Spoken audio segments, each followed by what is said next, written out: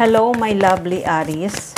Welcome back sa channel kong Insightful Bee. Gusto kong i-welcome yung mga taong nanonood sa ngayon, yung mga taong hindi pa nag-subscribe ng aking channel. Welcome, welcome, welcome, welcome. At sa mga viewers dyan na nanonood ngayon, gusto ko po magpasalamat sa inyo dahil lagi po kayo nakaantabay at nagsusubaybay ng aking mga mensahe. At sa nag-subscribe ng channel ko, gusto ko po rin magpasalamat sa inyo. Thank you, thank you, thank you. Kung baguhan lang kayo dito sa channel kong ito at yung mga hindi pa nakapag-subscribe ng channel ko, don't forget, paki-like, paki-share, paki-subscribe ng aking channel. Thank you. Okay, Aries. Bago natin simulan ang mensahe, isa-shuffle muna natin ang card.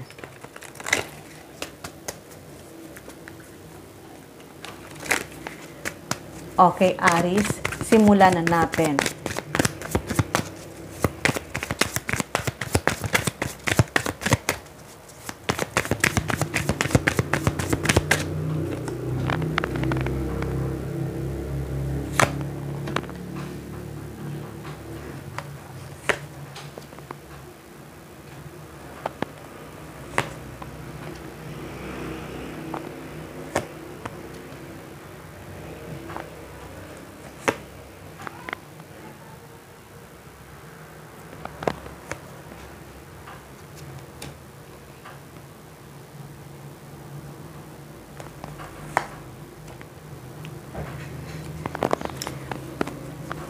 Okay, Aries. May nakikita ako, Aries, na nasasaktan siya. Nasasaktan itong person mong ito dahil nga kayong dalawa ay nagkahiwalay. Maaring nagkahiwalay kayo hindi naman sa away, nagkahiwalay kayong dalawa dahil nga hindi pa sapat ang mga ipon nyo o ipon niya para kayong dalawa ay magkasama. Kaya ngayon, nakikita ko na napagdesisyonan nyo na kayo munang dalawa ay magkahiwalay. Magkahiwalay pero hindi naman talaga na totally break up. Gusto nyo munang magkaroon ng space para sa isa't isa kasi inisip nyo na gusto nyo munang dalawa na mag-focus kayo. Mag-focus kayong dalawa sa career nyo. Kaya itong paghihiwalay nyong dalawa, nakikita ko ay masakit para sa inyong dalawa ang napagdesisyonan nyo, napag-usapan nyo. Pero kahit na nagkaroon nga kayo ng freedom sa isa't isa, kahit nagkaroon kayo ng freedom sa isa't isa, nakikita ko pa rin na namimiss nyo ang isa't isa.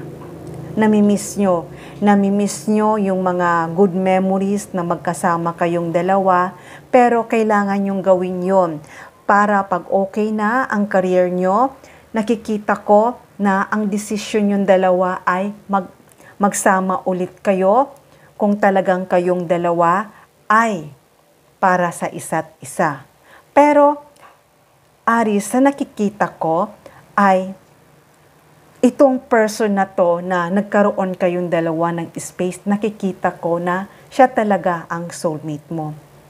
Malakas ang connection mo para sa kanya, na kahit magkahiwalay kayong dalawa, nararamdaman nyo ang isa't isa kung gaano kasakit ang paghihiwalay nyong dalawa. Kaya ngayon, nakita ko na hindi nyo matitiis na kayong dalawa ay mag-usap muli at magkabalikan. Nakikita ko itong pagbabago na to, kayong dalawa ay mag-uusap muli at magkakaroon kayo ulit ng communication. Kaya Aries, itong person na to ay hindi niya na kaya na hindi kanya kausapin.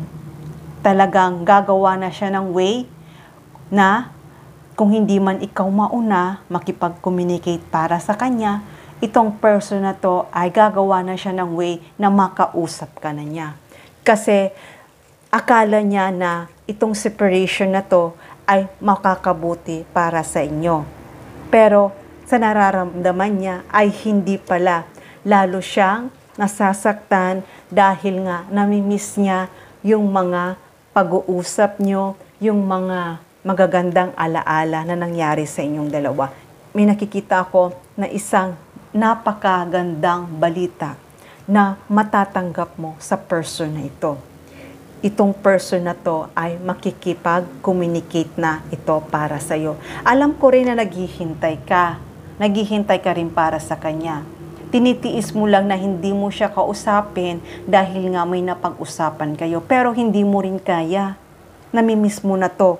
Kaya ngayon, nakikita ko magkakaroon ng action. Either na ikaw makipag-usap sa kanya o makipag-communicate o siya ang makipag-communicate para sa iyo. Kaya ngayon nakikita ko ay mayroon ng pag-uusap, magkakaroon na kayo ng communication. Kaya nakikita ko na mababago muli ang iyong isipan na kung dati ay nakapag-desisyon kayo na hindi kayo muna mag-focus sa love life nyo at mag-focus muna kayo sa career nyo, pero ay hindi nyo kaya. Kaya ngayon nakikita ko na itong paghihiwalay nyo ay lalo tuloy gumugulo ang isipan nyo. Lalo tuloy nagiging mas mahirap para sa inyong dalawa itong paghihiwalay nyo. Kaya ngayon nakikita ko para maging okay na ang lahat at maging kalma na ang lahat, nakikita ko ay kayong dalawa ay mag-uusap na at magkakabalikan na.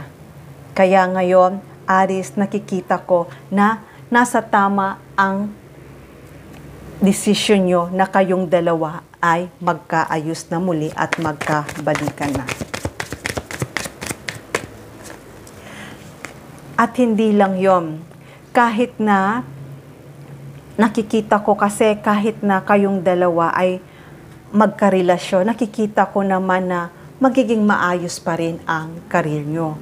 Magiging maayos pa rin at magiging successful pa rin ang mga pinaplano nyo. Yan, Aries, nakikita ko na magkakaayos kayong dalawa. Na magsisimula ulit kayo.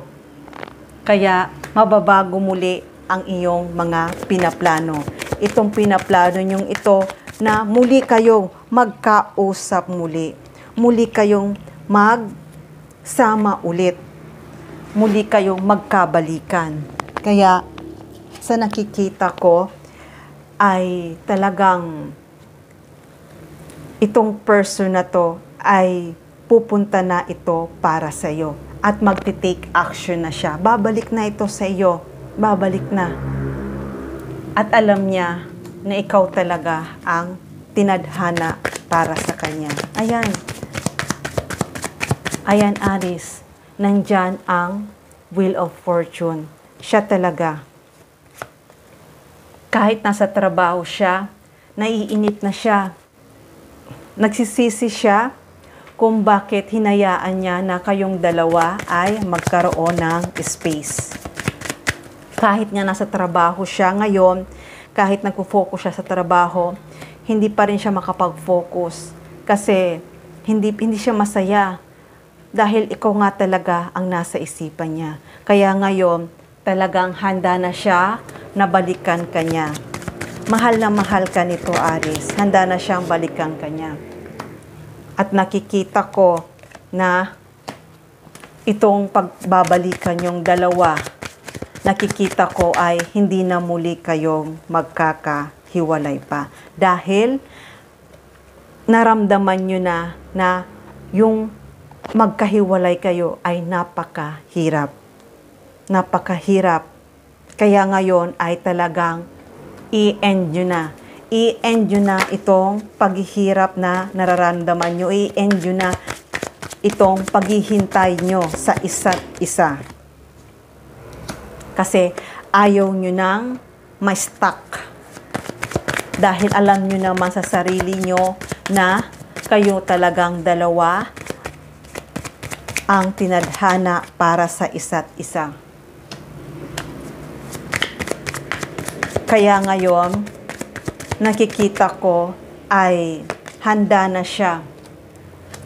Handa na siya na tanggapin niya na ikaw talaga ang pangarap niyang makasama. At ikaw talaga ang choices niya. Kaya ngayon, nalaman niya sa sarili niya na napakalakas ang relationship niyo. Na kahit anuman ang paghihiwalay niyo ay talagang walang makakapaghiwalay sa relationship niyo. Dahil talagang napaka-strong ang connection niyo para sa isa't isa. Kahit magkalayo kayong dalawa, talagang ikaw talaga ang nasa isipan nito. Kahit na pinili niya dati ang career niya, pero this time ay ikaw na ang pipiliin niya, Aries. Pero itong pagpili niya para sa iyo ay ibibigay niya sa iyo ang magandang buhay. Ibibigyan ka nito ng magandang kinabukasan. Kaya, Aries, sa pagkikita niyong dalawa, nakikita ko talagang handa na siya. Handa na siya na kayong dalawa ay magkabalikan na. Handa na siya. Ayaw niya na kayong dalawa pa ay magkagulo, magkahiwalay. Ayaw niya. Gusto niya na matahimik, gusto niya na may kapayapaan, gusto niya na may peace. Kaya itong pagbabalikan yung dalawa at sa pagkikita yung dalawa ay may offer siya sa iyo. At itong offer na to ay maaaring kayong dalawa ay magsama na. Maaaring mapagdesisyonan nyo na kayong dalawa ay magpakasal na. Dahil talagang kahit ano pa ang gawin nyo, kahit ano pa ang pinaplano nyo, talagang kayo pa rin dalawa ang para sa isa't isa. At nakikita ko na magiging masaya ang pagsasama nyo. Magiging masaya ang pagsasama nyo, Aries. Nakikita ko na itong person na to ay hindi mo na to mapipigilan pa. Dahil talagang hindi niya na kaya na sabihin niya sa'yo na mahal ka. Babalik na siya sa'yo. Babalikan ka na niya. Dahil itong tao na to, nakita niya sa'yo na ikaw talaga ang para sa kanya. Okay, Aries, hanggang dito na lang muna ang aking mensahe. Sana nagustuhan nyo. Huwag kalimutan, paki-like, paki-share, paki-subscribe ng aking channel. Love and peace. Mwah.